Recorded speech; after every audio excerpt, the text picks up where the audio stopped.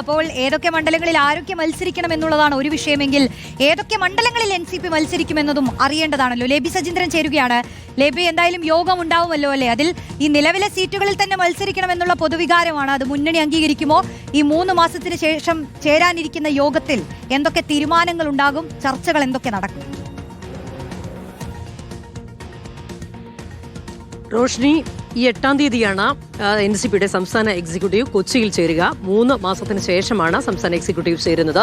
സ്വാഭാവികമായും നിയമസഭാ തെരഞ്ഞെടുപ്പിന്റെ സ്ഥാനാർത്ഥി പ്രഖ്യാപനത്തിന് മുന്നോടിയായുള്ള കാര്യങ്ങളൊക്കെ തന്നെയായിരിക്കും ചർച്ച ചെയ്യുക. സ്ഥാനാർത്ഥി നിർണയം എന്ന് പറയുമ്പോൾ അതിൽ പ്രത്യേകിച്ച് ഇപ്പം കോട്ടക്കൽ സീറ്റ് ഒഴിഞ്ഞുകിടക്കുകയാണ്. അതനുസരിച്ച് അവിടേക്ക് ആര് വരണം, അതല്ലെങ്കിൽ കോട്ടക്കൽ സീറ്റ് വച്ച് മാറാനുള്ളൊരു ഒരു പൊതുവികാരം NCPക്കുള്ളിലുണ്ട്.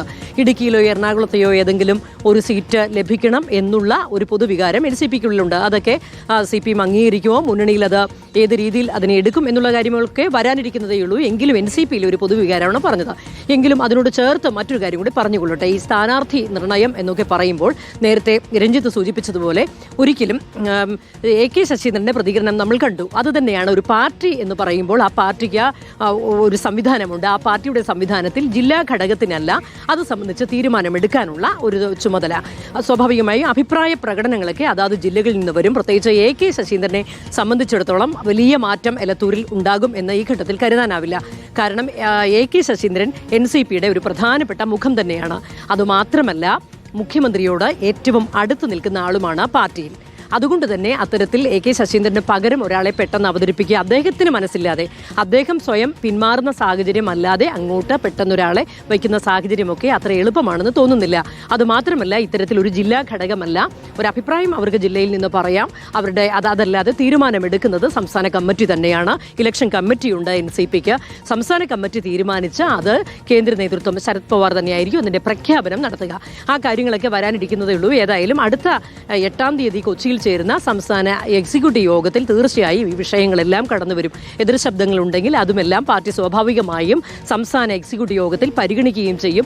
ഏതായാലും ഇത്തരത്തിൽ കോട്ടക്കൽ സീറ്റ് കാലങ്ങളായി തോറ്റുകൊണ്ടിരിക്കുന്ന ഒരു സീറ്റ് കൂടിയാണ്.